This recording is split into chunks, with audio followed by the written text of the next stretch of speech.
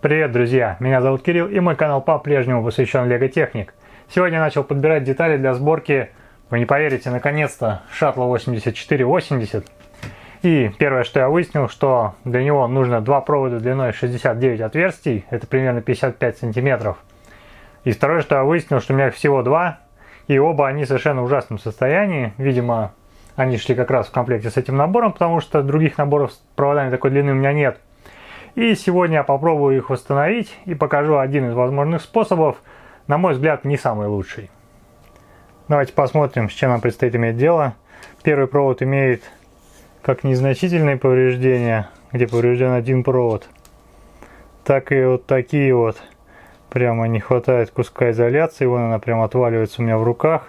То есть вот это вот чисто короткое замыкание уже было бы вот в этом месте. Так что провод в ужасном состоянии. Еще одно такое место с коротким замыканием. Второй провод немножко в лучшем состоянии, но тоже с повреждениями. И еще у меня есть коротенький провод, где у самого разъема тоже нет изоляции. То есть это тоже легко закоротить. Ну, посмотрим, что с этим можно сделать. Итак, что я буду использовать? Двухкомпонентный клей. Обычно с ним идет лопатка и ванночка для смешивания. Но у меня уже этого нет, потому что клей начатый. Я просто на бумаге буду смешивать. Вместо лопатки или кисточки я буду использовать просто полоску бумаги, потому что у меня одна кисточка, которая сметаю пыль с модели, мне ее жалко портить клеем. Ну и также, значит, что-нибудь остренькое я буду использовать пинцет, можно любую иголку. Это будет нужно для того, чтобы просто гарантировать отсутствие короткого замыкания. То есть я сначала разведу провода прям в стороны, а потом залью все это дело эпоксидкой. Примерно вот так. Ну и точно так же я поступлю со всеми поврежденными местами.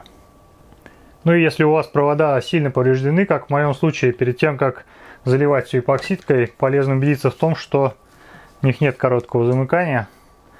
Тестер на прозвонке.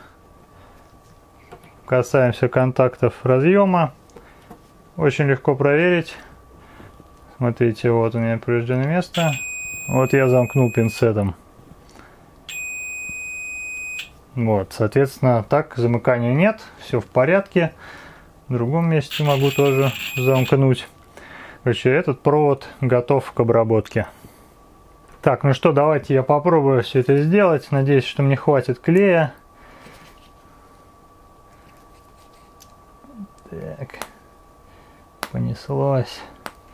После того, как два компонента, смола и отвердитель, будут смешаны, будет ограниченное количество времени, там несколько минут, пока это все не начнет затвердевать. Надо хорошо перемешать. Не знаю, насколько у меня это получится сделать бумажкой. Ну, поскольку мы просто по сути добавляем смолу для изоляции в провод, то что это диэлектрик, нам не нужна какая-то суперпрочность. Качество перемешивания, наверное, в данном случае не так важно. И все должно и так получиться. Ну, конечно, кисточка это все было бы намного удобней. Ну что, давайте попробуем.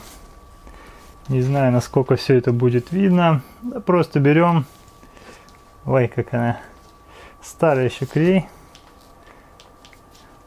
Просто берем и поврежденные места замазываем смолой. Потом она затвердеет, станет, по идее, прозрачной.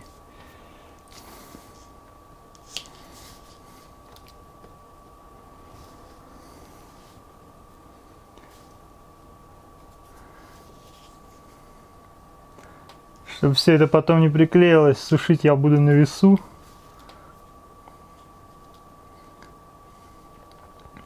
Ну, в общем, смысл, я думаю, понятен. Дальше я выключу камеру, чтобы побыстрее успеть сделать все три провода, пока это дело не затвердело. Я вижу минимум два недостатка такого решения проблемы. Во-первых, провод в том месте, где мы покроем его эпоксидкой, потеряет былую эластичность. Ну и во-вторых, это никак не сохранит его от дальнейшей деградации, и эта изоляция ну, явно она в плохом состоянии, она будет и дальше крошиться. То есть этот провод можно будет использовать только в какой-то полочной модели, где он будет в покое, где его не будут там периодически сгибать, разгибать, иначе все это продолжит рушиться. То есть самым правильным методом, конечно, откусить провода от разъемов и поменять полностью этот провод, припаять к разъемам новый. Ну и теперь давайте посмотрим на результат. Вот так вот это выглядит.